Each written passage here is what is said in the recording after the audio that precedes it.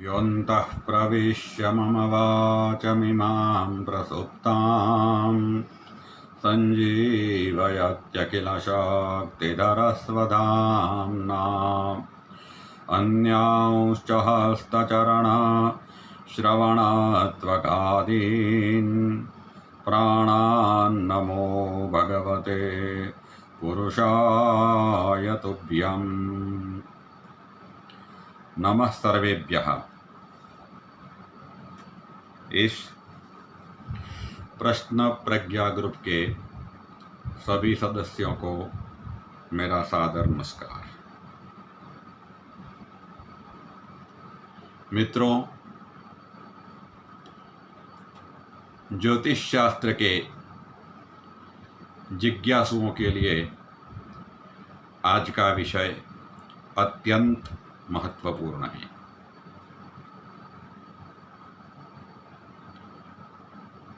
आदरणीय मनीष जी ने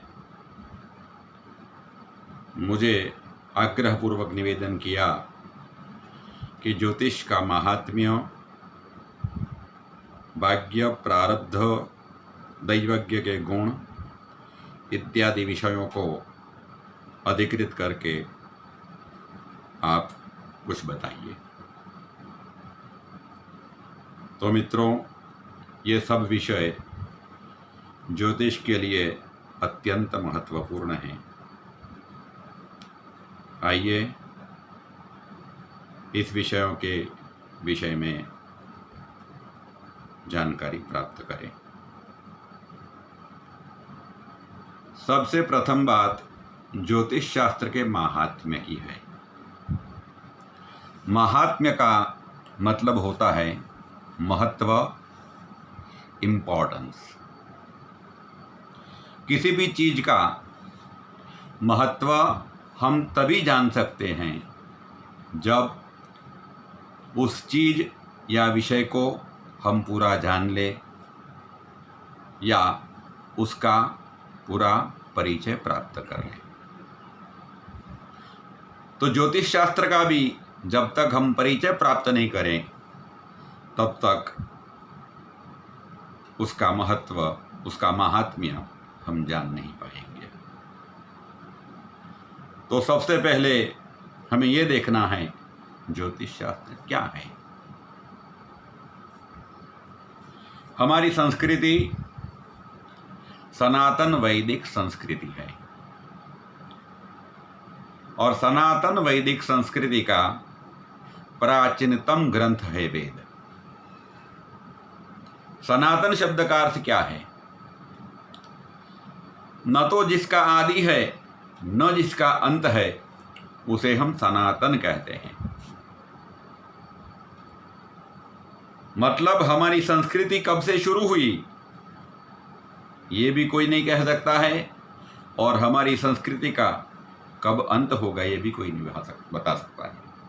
इसलिए हमारी संस्कृति अनादि और अनंत है। परमात्मा ने जब सृष्टि की रचना की तो भगवान ने ब्रह्मा जी को आज्ञा दी इस सृष्टि के सर्जन के लिए। तो ब्रह्मा जी ने कहा सृष्टि का सर्जन कैसे किया जाए, उसका ज्ञान मेरे पास नहीं है, तो आप मुझे प्रदान कीजिए। तब जाकर भगवान ने ब्रह्मा जी को वेदों का ज्ञान दिया। माने वेदों में सभी प्रकार का ज्ञान निहित है। कोई शास्त्र या कोई विषय ऐसा नहीं है जिसके बारे में वेदों में कुछ न कहा हो। इतने पुराने और इतने प्राचीनतम होने के बावजूद इस संसार के कोई भी विषय के बारे में वेद में कुछ न लिखा हो ऐसा नहीं है।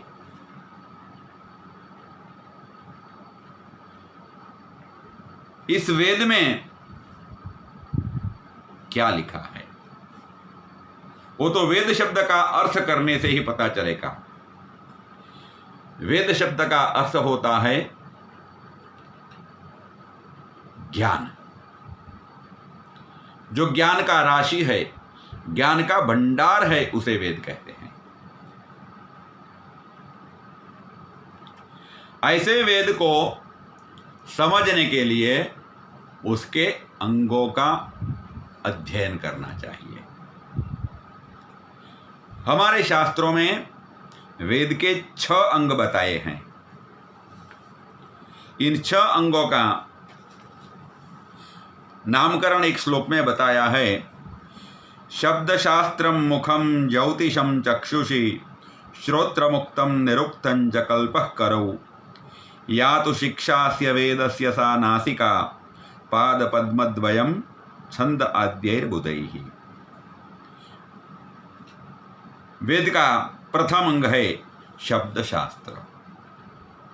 शब्दशास्त्र माने व्याकरण शास्त्र, उसे वेद का मुख बताया है। बिना व्याकरण के नॉलेज के हम कुछ बोल नहीं सकते हैं। आपको कोई भी भाषा बोलनी है तो उस भाषा का व्याकरण आपको आना चाहिए। तो वेद जानना है तो पहले वैदिक संस्कृत का व्याकरण आपको जानना होगा। दूसरे नंबर का अंग है ज्योतिषम। ज्योतिष को वेद का चक्षु माना गया है। चक्षु माने आंख। वेद का तीसरा अंग है निरुक्त शास्त्र।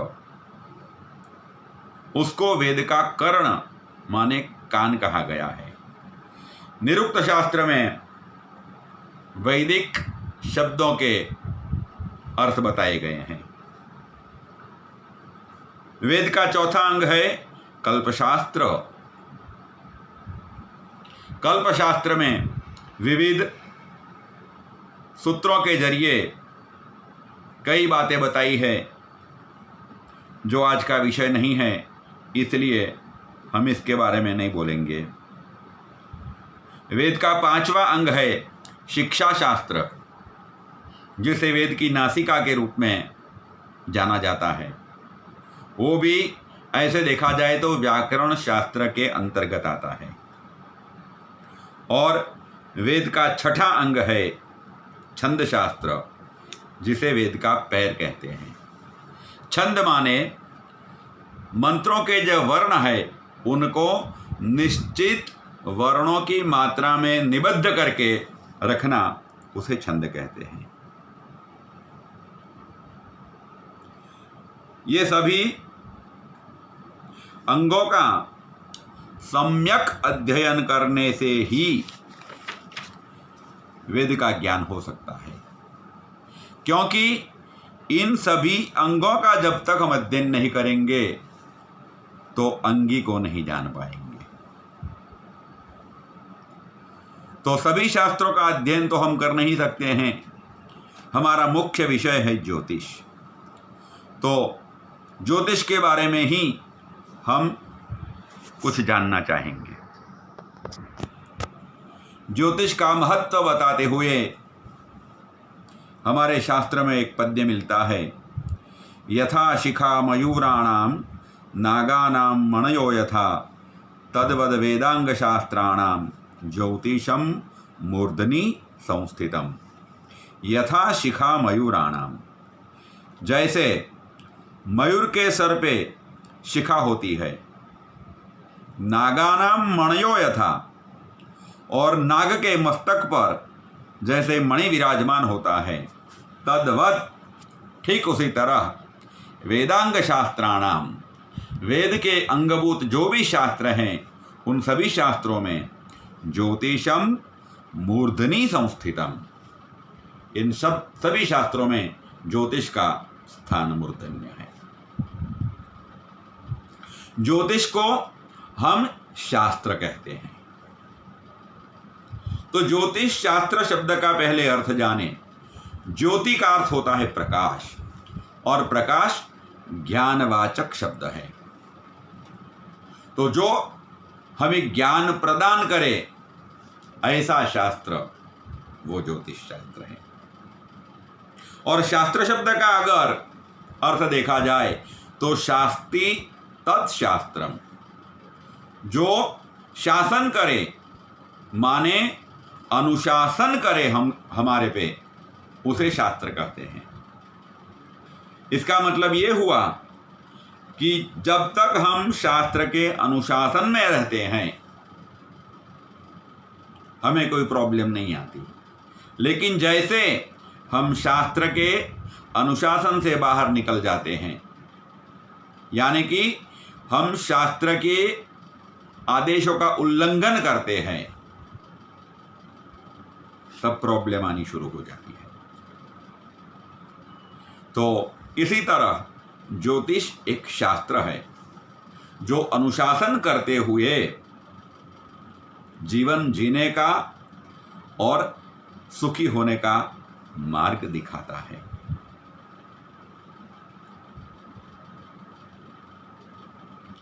ज्योतिष के बारे में वराह मिहिर लिखते हैं, यदुपचितमन्य जन्मनि शुभाशुभम तस्य कर्मणः पंक्तिम व्यंजयति शास्त्रमेतत् तमसी द्रव्याणि दीप इव। बहुत सुंदर भाषा में वराह मिहिर ने वर्णन किया, यद उपचितम अन्य जन्मनि। अन्य जन्मनि माने इस जन्म से पूर्व के जन्मों में, शुभाशुभम तस्य कर्मणः पंक्तिम, जातक इस जन्म के पूर्व जन्मों में जो कुछ भी कर्म करता है उन कर्मों का एक ढेर सा लग जाता है। क्योंकि भगवत गीता में बताया है कि कोई भी इंसान या जंतु अकर्मकृत माने कर्म किए बिना रह सकता नहीं है। इसीलिए हमारे पूर्व जन्मों के इतने कर्म होते हैं कि ये कर्मों का जैसे एक पहाड़ बना होता है। इसमें कौन से कर्म हमें भुगतने हैं, कैसे कैसे कर्म किए हैं, किन किन कर्मों का कौन सा फल हमें मिल सकता है, ये हम कुछ जानते नहीं हैं।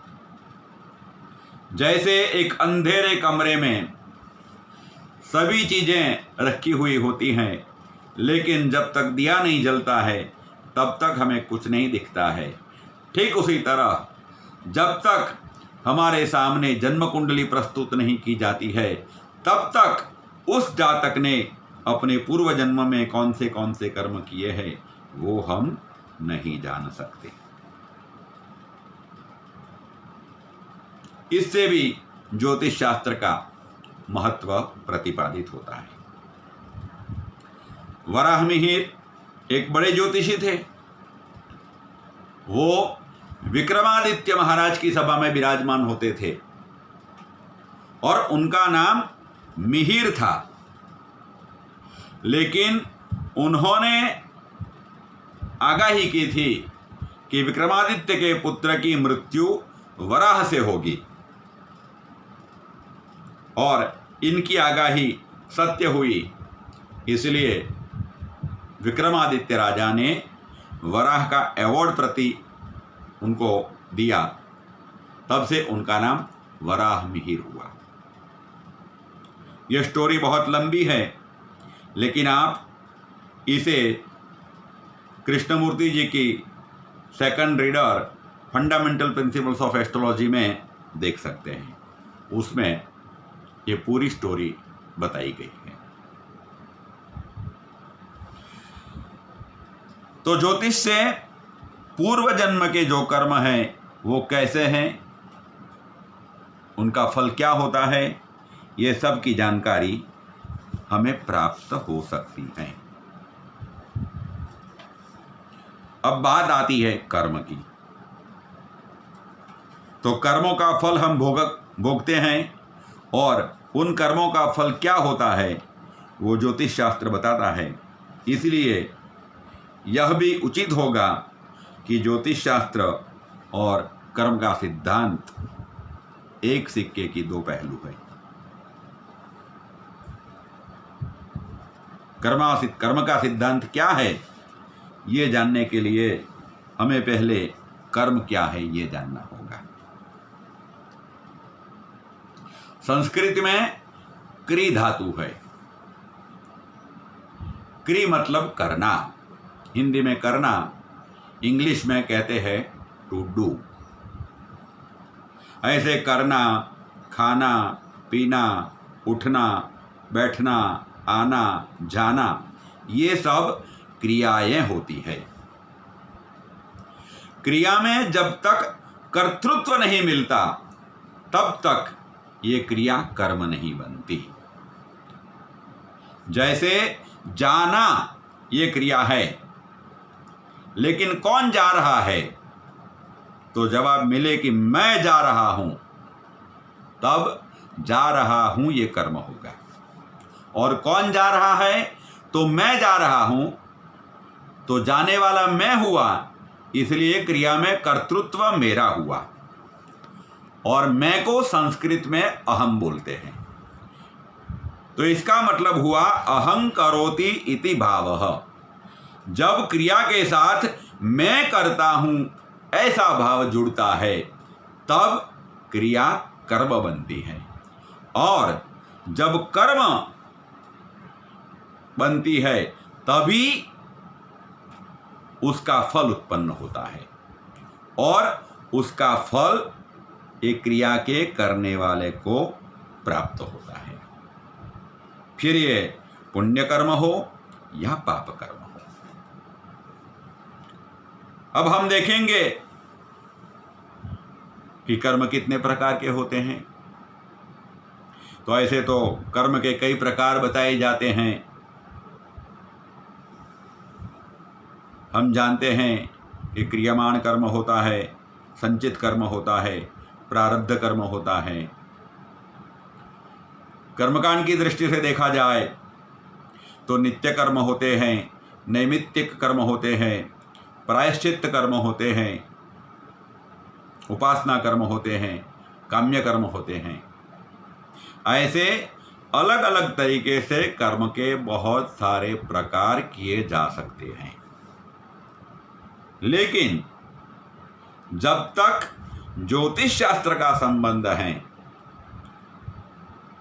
हम एक ही चर्चा करेंगे, कर्म क्या है। तो कर्म जो क्रियमाण है वो कर्म है। मैंने बताया कि क्रिया में जब कर्तृत्व ऐड होता है तब वो क्रिया कर्म बनती है। अब देखिए क्रियमाण शब्द का अर्थ क्या होता है। क्रियमाण शब्द अगर ग्रामर की दृष्टि से देखा जाए तो क्री धातु का प्रेजेंट पार्टिसिपल पैसिव का फॉर्म है। जैसे टू डू का प्रेजेंट पार्टिसिपल पैसिव में अगर करना चाहे तो इज बीइंग डन होगा। जैसे a letter is being written by me, मेरे द्वारा पत्र लिखा जा रहा है। तो लिखा जा रहा है, किया जा रहा है, ऐसे जो अर्थ होते हैं निष्पन्न, उसे कर्म कहते हैं। तो क्रियमाण का अर्थ हुआ जो किया जाता है वह कर्म है। तो हम जीवन में बिना कुछ किए तो बैठते ही नहीं हैं, और इसका प्रमाण भगवत गीता में भी है, वो मैंने पहले बता दिया। तो जो हमारे द्वारा किया जाता है वो कर्म है। तो हम जो करते हैं, जो हमारे द्वारा किया जाता है, वो अगर कर्म है तो उसके साथ उसका फल भी जुड़ जाता है, और वो हमें अवश्य भुगतना पड़ता है। अब देखिए, मैं प्रैक्टिकल उदाहरण के जरिए आपको ये सब बताऊंगा। जैसे हमें प्यास लगती है तो हम पानी पीते हैं, क्षुधा लगती है तो खाना खाते हैं। तो जब पानी पीते हैं तो पानी पिया जा रहा है, ये कर्म हुआ। और पानी पीने से उसका फल उत्पन्न हुआ, तृषा की निवृत्ति। भूख लगी, खाना खाने की इच्छा हुई तो खाना खाया, खाना खाया, ये क्रियमाण कर्म हुआ, उसका फल प्राप्त हुआ, क्षुधा निवृत्ति। दो आदमी आपस में विवाद कर रहे हैं और अगर विवाद में कुछ उग्रता आ जाती है, एक आदमी अपशब्द बोल देता है, जैसे गाली देता है, तो ये अपशब्द का उच्चारण वाला कर्म हुआ, तो सामने वाला इंसान उसे एक चांटा दे देता है, वो कर्म का फल हो गया। तो सामान्य तौर से देखा जाए तो ऐसे जो क्रियमाण कर्म है उन्हें हम तात्कालिक कर्म कहेंगे। तात्कालिक इसलिए कहेंगे कि इनका फल हमें तुरंत प्राप्त हो जाता है। बाकी बचे ऐसे क्रियमाण कर्म जिनका फल हमें तात्कालिक प्राप्त नहीं होता है, लेकिन उनको प्राप्त होने में कुछ समय लग जाता है। जैसे आज हम इंटरव्यू देते हैं, अपॉइंटमेंट ऑर्डर कुछ हफ्ते के बाद निकलता है। आज हम परीक्षा में बैठते हैं, 2 महीनों के बाद उसका रिजल्ट निकलता है। आज हम बैंक में डिपॉजिट जमा करवाते हैं, 6 साल के बाद वो डिपॉजिट माने एफडी मैच्योर होकर के ब्याज सहित हमें प्राप्त होती है। तो ये जो क्रियमाण हैं उनको फल देने में कुछ समय लगता है, लेकिन उनका फल भी हमें इसी जन्म में प्राप्त हो जाता है। अब बात ऐसे कर्मों की हम करेंगे जिनका फल हम इस जन्म में प्राप्त नहीं कर सकते हैं। तो ऐसे भी बहुत सारे कर्म होते हैं कि जिनका फल प्राप्त करने के लिए कई जन्मों तक राह देखनी पड़ती है। मैं आपको एक महाभारत का दृष्टांत बताऊंगा। भीष्म पितामह कुरुक्षेत्र के मैदान में जब बाणशैया पर सोए हुए थे और भगवान कृष्ण उनसे मिलने आए, तो पितामह भीष्म ने कृष्ण से प्रश्न किया, भगवान, मैंने ऐसा कौन सा पाप किया जिसकी वजह से मुझे ये बाणशैया पर सोना पड़ रहा है? तब भगवान ने बताया कि आपने इस जन्म में तो ऐसा कोई पाप किया नहीं है, लेकिन आपने अपने पूर्व जन्मों में ऐसा कुछ कर्म किया होगा। तो भीष्म ने कहा, भगवान मुझे बताइए, मैंने कौन से जन्म में ऐसा क्या कर्म किया था जिसका फल आज मैं भुगत रहा हूं? तो भगवान ने भीष्म को पूर्व जन्म देखने की दृष्टि प्रदान की। भीष्म ने एक एक करके अपने पूर्व जन्म देखने शुरू किए। 1 2 3 4 5 50 60 70 75 जन्म तक वो पीछे गए। तब उन्हें पता चला कि 75 जन्म पूर्व वो एक राजकुमार थे और रथ में बैठ करके वो जा रहे थे। रथ के घोड़े तीव्र गति से दौड़ रहे थे और उन्होंने देखा कि रास्ते में एक गिरगिट बैठा हुआ है,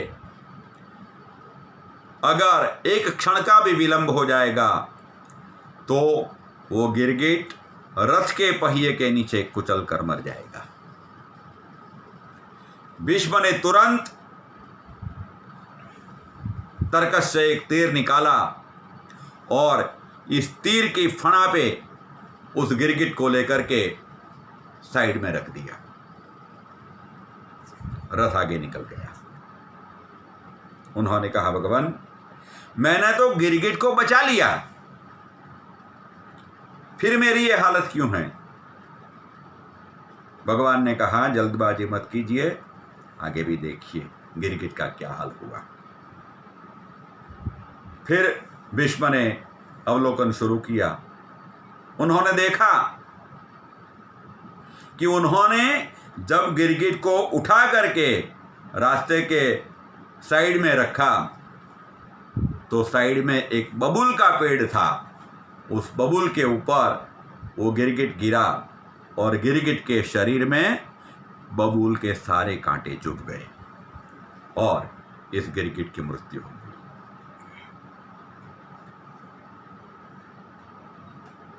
तब भीष्म को पता चला। अब यहां प्रश्न ये होता है कि ये कर्म का फल प्राप्त होने में इतने सारे जन्म क्यों निकल गए? इसके पीछे भी लॉजिक है। जैसे किसी ने बैंक से 5 या 25 लाख का लोन लिया। लोन लेने के बाद धंधे में खोट आई, दिवाला निकल गया और लोन चुकता नहीं कर पाया, तो बैंक ने कोर्ट में केस दर्ज किया और कोर्ट ने जजमेंट दे दिया कि सूद समेत लोन का पैसा वापस किया जाए।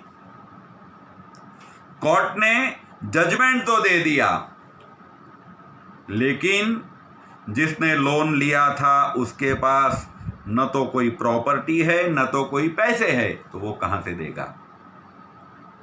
कोर्ट अपनी जगह सही है, बैंक के पास कोर्ट का ऑर्डर है, बैंक अपनी जगह सही है, और लोन लेने वाले के पास न तो पैसे हैं न तो प्रॉपर्टी है, वो उनके जगह सही है।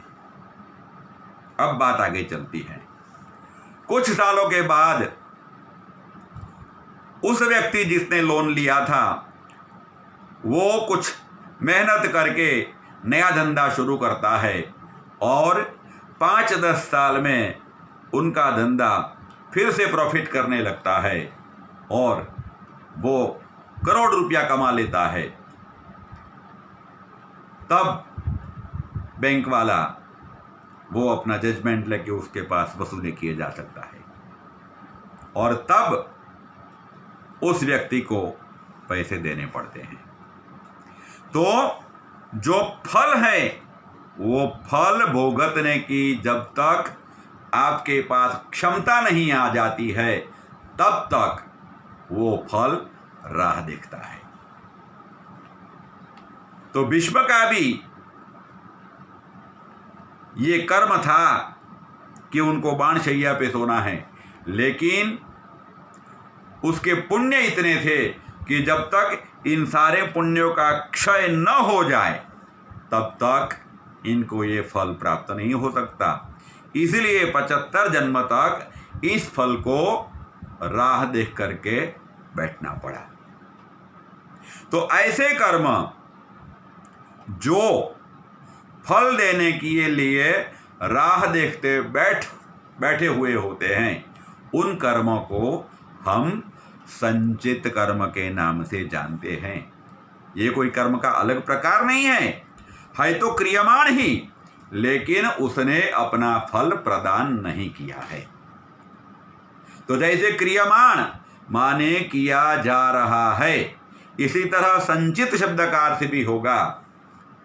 ची माने चयन करना, एक्यूमुलेट करना, और उसका पास्ट पार्टिसिपल है एक्यूमुलेटेड। जैसे टू डू का do, did, done third form होता है, वैसे to accumulate, accumulated, accumulated third form past participle माने इकट्ठा किया हुआ, संचय किया हुआ, संचित।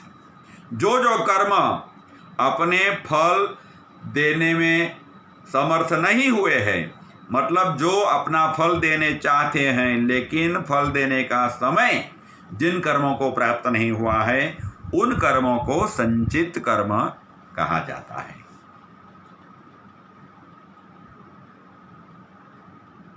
अब रही बात उन कर्मों की जो प्रारब्ध के नाम से जाने जाते हैं। प्रारब्ध माने इस जन्म में हमें जिन कर्मों का फल प्राप्त करना है। अब प्रारब्ध शब्द कैसे बना? आपूर्वक रब धातु है। आरभ माने आरंभ करना, शुरुआत करना। तो जैसे संचित पास्ट पार्टिसिपल का फॉर्म है एक्यूमुलेटेड, ठीक उसी तरह आरभ माने आरंभ करना, मतलब टू स्टार्ट। तो ये भी स्टार्ट का पास्ट पार्टिसिपल है, स्टार्टेड। जो कर्म फल देने के लिए तत्पर होकर के बैठे हैं, मतलब they are ready to offer the results, started. और आप पूर्वक रब के आगे प्र लगा है, तो प्र पूर्वक है। प्रारब्ध माने निश्चय पूर्वक फल देने के लिए जो कर्म तैयार है, उन्हें प्रारब्ध कहते हैं। वो कर्म इस जन्म में फल देंगे। तो ऐसे कर्मों की जानकारी कौन दे सकता है? वो तो अज्ञात है, ऐसे तो कोई आदमी जान सकता नहीं है, लेकिन ज्योतिषी उसको जान सकता है। इसीलिए ज्योतिषी को दैवज्ञ भी कहा जाता है। दैव माने अज्ञात, अननोन, और ज्ञ माने जानने वाला। जो अज्ञात को जानने वाला है वो दैवज्ञ है।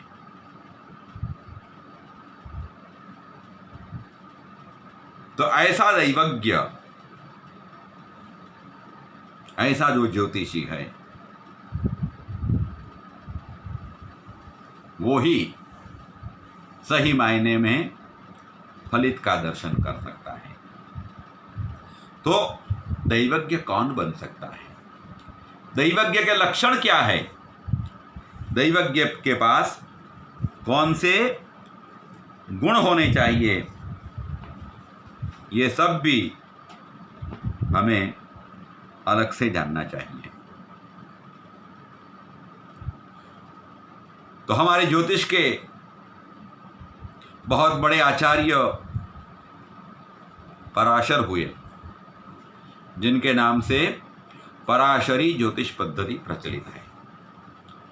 और अभी हम जिसका अध्ययन कर रहे हैं वो कृष्णमूर्ति पद्धति भी पराशरी का ही एक भाग है, पराशरी से अलग नहीं है। तो पराशर ऋषि अपने बृहत पराशर होरा शास्त्र में कहते हैं दैवज्ञ कैसा होना चाहिए।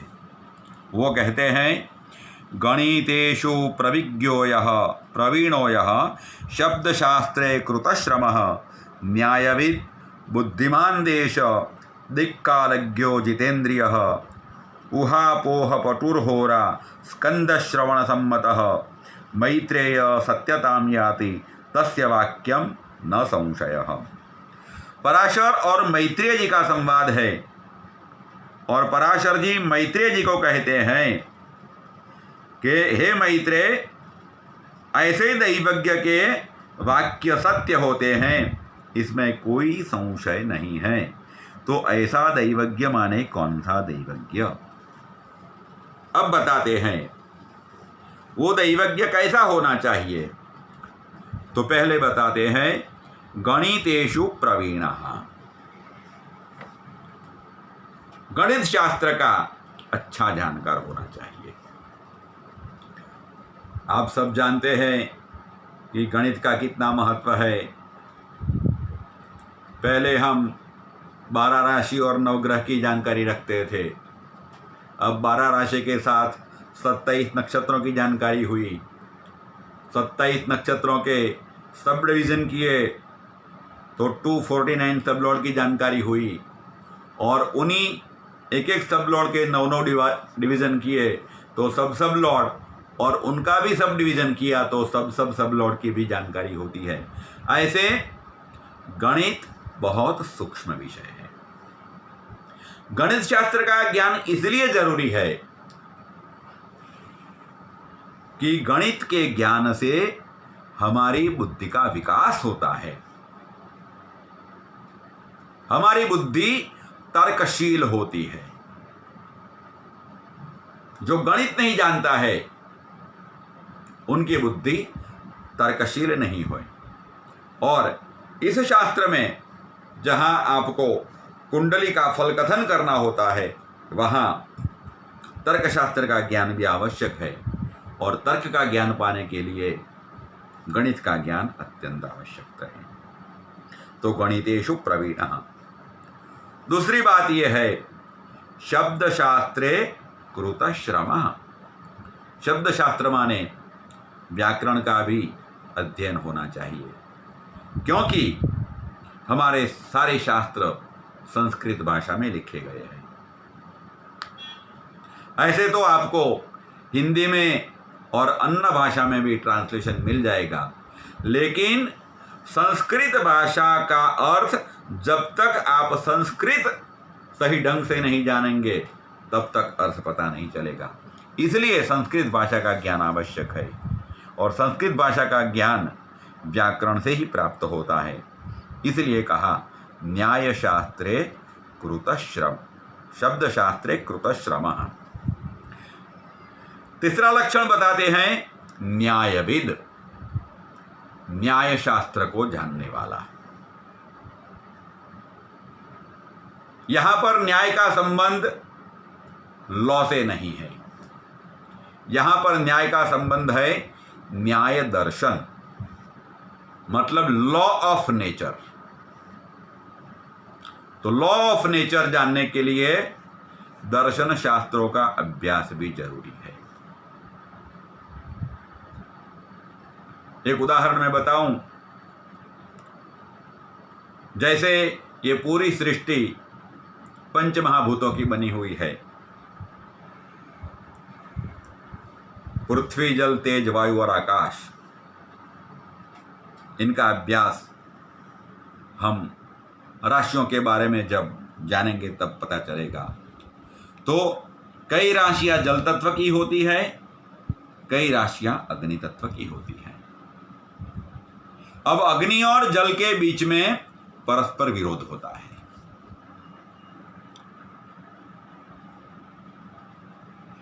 वाणी का कारक अग्नि है, बिना अग्नि के वाणी नहीं निकल सकती।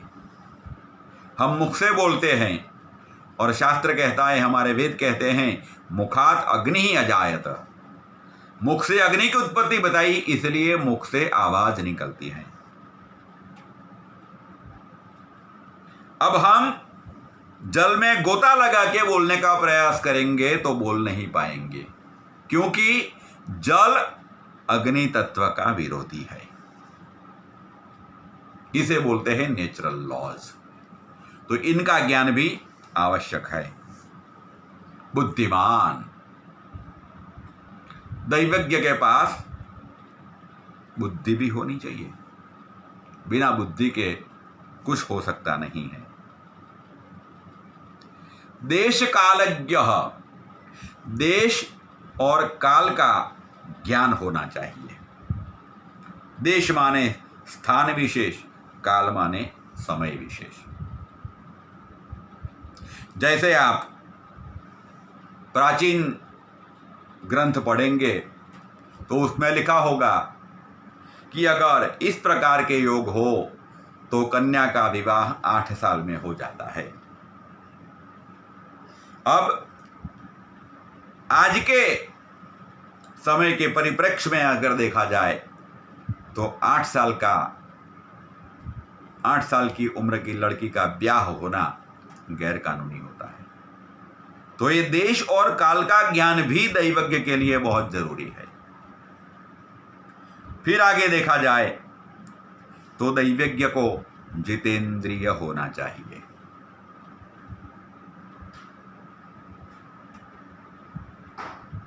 आगे बोलते हैं उहापोह पटुहु। उहापोह पटु का मतलब होता है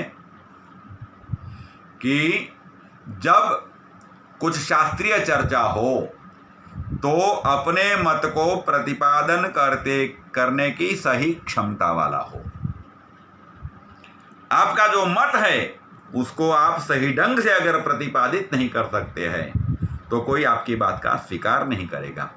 इसलिए तर्कशास्त्र के आधार को लेकर के अपने मत को अच्छी तरह से प्रतिपादन करने का ज्ञान होना ये भी अत्यंत आवश्यक है। और ये सब के होते हुए भी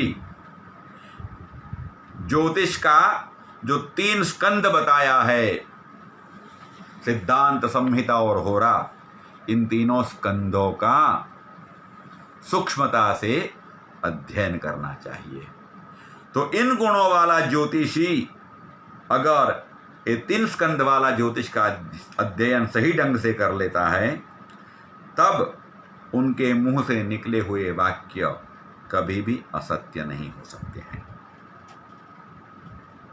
इसके साथ साथ दैवज्ञ के कुछ और भी गुण हमारे आचार्यों ने बताए हैं। श्लोक बहुत सारे लिखे हैं ग्रंथों में, लेकिन सभी श्लोकों का अगर हम उद्धरण करेंगे तो समय बहुत निकल जाएगा। इसलिए थोड़ा शॉर्ट में बताएंगे कि ज्योतिष कुलीन होना चाहिए। कुलीन से अच्छा कुल में उत्पन्न हुआ, ऐसा अर्थ लेना है। अच्छा कुल माने जिनके माता पिता संस्कारी हो, ऐसे कुल में जन्म होना चाहिए। कुलीनता अपने पूर्वजों के संस्कारों की परंपरा से जानी जाती है। दूसरा दैवज्ञ का लक्षण है शुचि ही। शुचि माने पवित्रता। दैवज्ञ को मन, वचन एवं कर्म से पवित्र होना चाहिए। मन, वचन और कर्म में एकता होनी चाहिए। जो मन में सोचता है वही बोले और जो बोलता है उसी का आचरण करे, वो सही ढंग में दैवज्ञ होता है। आजकल लोग सोचते कुछ हैं, बोलते कुछ है और करते कुछ है। ऐसा आदमी दैवज्ञ नहीं बन सकता है। मन की पवित्रता, विचार की पवित्रता और वाणी की पवित्रता अत्यंत आवश्यक है। फिर आगे दैवज्ञ में दक्षता होनी चाहिए। दक्षता मीन्स एक्सपर्टनेस। तो it is known to everybody कि हम जो विषय को लेकर के बैठे हैं उस विषय का एक्सपर्ट नॉलेज हमारे पास होना चाहिए। अगर आपके पास इस विषय का एक्सपर्ट नॉलेज नहीं होगा तो आप कुछ भी करने वाले नहीं हैं। फिर बताते हैं दैवज्ञ कैसा होना चाहिए। तो बोलते हैं राग द्वेष से मुक्त होना चाहिए। राग द्वेष से मुक्त माने तटस्थ, न्यूट्रल होना चाहिए। किसी के प्रति प्रेजुडाइज नहीं होना चाहिए। अगर वो प्रेजुडाइज बेंट ऑफ माइंड रख के कोई भी फल कथन करेगा तो उसका फल कथन असत्य होने के चांसेस बढ़ जाते हैं। आडंबर रहित होना चाहिए। ज्योतिष को चाहिए कि वो आडंबर माने बाह्य दिखावा मत करें। तुम जैसे हो वैसे ही अपने आप को पेश करो। उसका नाम आडंबर राहित्य होता है। उसके आगे बताते हैं कि भाई दैवज्ञ कैसा होना चाहिए, तो बोलते हैं दैवज्ञ प्रामाणिक यानी कि ऑनेस्ट होना चाहिए। कर्म के प्रत्यय पूरी निष्ठा होनी चाहिए। फिर आगे बोलते हैं दैवज्ञ कैसा होना चाहिए, तो बोलते हैं दैवज्ञ अलोलुप होना चाहिए, माने लोभी नहीं होना चाहिए। क्या मिलेगा ये विचार दैवज्ञ के दिमाग में नहीं आना चाहिए, क्योंकि हम जानते हैं कि पूरा ज्योतिष कर्म के सिद्धांत के ऊपर बैठा हुआ है, तो हमारा कर्म भी हमें फल देने वाला ही है। उतना विश्वास तो दैवज्ञ को अपने कर्म पे होना ही चाहिए। अगर आप सही ढंग से अपना काम करते हैं, सही ढंग से आप जातक को फलादेश सुनाते हैं, तो अपने कर्म का फल आपको दक्षिणा के रूप में अवश्य मिलने वाला है। इसलिए अलोलुप भी दैवज्ञ को होना चाहिए। फिर आगे बताते हैं दैवज्ञ स्पष्ट वक्ता एवं सत्य वक्ता होना चाहिए। कई बार ऐसा होता है कि स्पष्ट वक्ता तो लोग होते हैं लेकिन सत्य वक्ता नहीं होते हैं। तो स्पष्ट वक्ता और सत्य वक्ता दोनों होना चाहिए। मैं ऐसा कहूंगा और इसे बुरा लग जाएगा, मेरा यजमान चला जाएगा, मुझे फीस नहीं देगा, ऐसा सोचकर उटपटांग बातें नहीं बतानी चाहिए। जो सत्य है वो सत्य को सही ढंग से और स्पष्ट रूप से बता देना चाहिए। वो ही दैवज्ञ का एक फर्ज है। आगे बोलते हैं दैवज्ञ को सात्विक आहार विहार में रहना चाहिए। आहार माने खाना पीना, वो सात्विक होना चाहिए। क्योंकि हम जैसा खाना खाते हैं उससे हमारा मन पुष्ट होता है और मन का पुष्ट होना बुद्धि को प्रभावित करता है। तो हमारा जैसा खाना पीना होगा उसकी असर मन पर होगी और मन की असर बुद्धि पर हो जाएगी। इसलिए अगर आहार विहार तामस हो गया तो उसका फल हमारे फल कथन पे होगा। फिर आगे बताते हैं दैवज्ञ कैसा होना चाहिए, तो दैवज्ञ शास्त्र में बताए हुए विधि विधानों पे श्रद्धा रखने वाला होना चाहिए। उपाय के बारे में जब हम चर्चा करेंगे तब ये देखेंगे किन देवता की उपासना करने से क्या फल होता है, किन ग्रह की उपासना कैसे की जाती है। वो तब हो सकता है जब देवी देवताओं और उपासना में दैवज्ञ की श्रद्धा हो। और last but not the least, दैवज्ञ प्राणी मात्र में ईश्वर को देखने वाला होना चाहिए। प्रत्येक जीवात्मा में ईश्वर का आप दर्शन करेंगे तो आप राग द्वेष से मुक्त हो जाएंगे और सही ढंग से आप फलादेश कर पाएंगे। अब हमें यह देखना है कि भाई कर्म का सिद्धांत देख लिया, दैवज्ञ के लक्षण देख लिए। अब आपके सामने जब कुंडली आती है तो ये कुंडली में जातक ने पूर्व जन्म में कैसे कर्म किए हैं उनका पता कैसे लगाएंगे। तो हमारे कृष्णमूर्ति गुरुजी ने इसके लिए बहुत सरल और स्पष्ट सिद्धांत बताया है। कोई भी जातक की कुंडली अगर आप लेंगे तो आपको पता चलेगा कि जातक ने पूर्व जन्म में 3 प्रकार में से कोई भी एक प्रकार के कर्म किए होंगे। नंबर 1 ध्रुव कर्म, नंबर 2 अध्रुव कर्म और नंबर 3 ध्रुवाध्रुव कर्म। वन बाय वन लेते हैं। ध्रुव कर्म, ध्रुव कर्म माने अक्षम्य अपराध। जातक ने अगर पूर्व जन्म में अक्षम्य अपराध माने बहुत सारे पाप किए हैं तो इस जन्म में बिना दुखों के कुछ भी हाथ लगने वाला नहीं है। ऐसा जातक चाहे कितनी भी पूजाएं कर ले, कितना भी उपाय कर ले, लेकिन उसे अच्छा फल प्राप्त होने वाला नहीं है। तो ऐसे कर्म कौन से होते हैं? तो ऐसे देखा जाए तो किसी की हत्या करना, माता पिता को छोड़ देना, किसी के हाथ से निवाला ले लेना, ऐसे ऐसे जो पाप हैं वो ध्रुव कर्म के अंतर्गत आते हैं। दूसरा कैटेगरी अध्रुव कर्म की है। अध्रुव कर्म ऐसे होते हैं कि जिसमें अपराध तो होता है लेकिन वो नगण्य होता है, माने इसकी शिक्षा सिर्फ डांट देने से ही चल जाती है। तो ऐसे जातक जो होते हैं वो अपने जीवन काल में थ्रू आउट देयर लाइफ उनको कोई प्रॉब्लम होता ही नहीं है। और अक्सर ऐसे लोग कहते हैं कि हम ज्योतिष में नहीं मानते हैं, फिर भी हम सुखी है।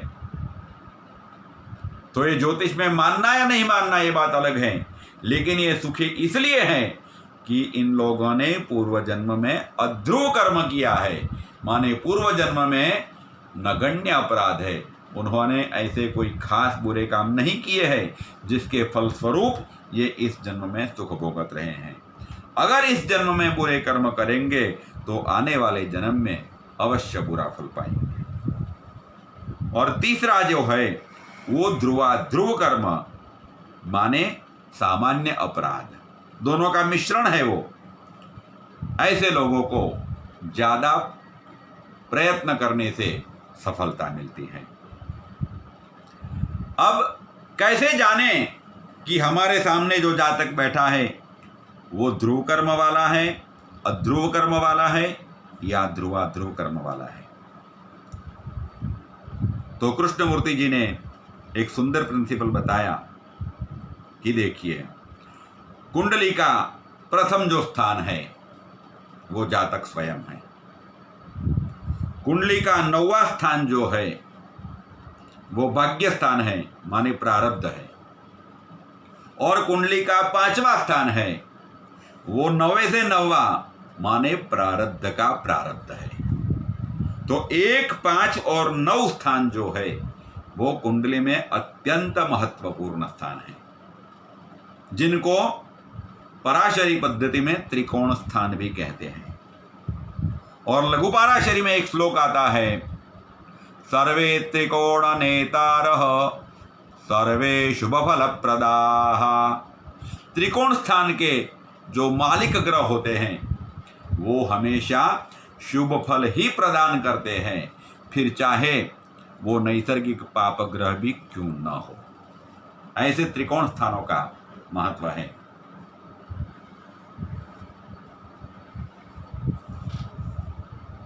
तो ये 3 स्थान महत्वपूर्ण हो गए।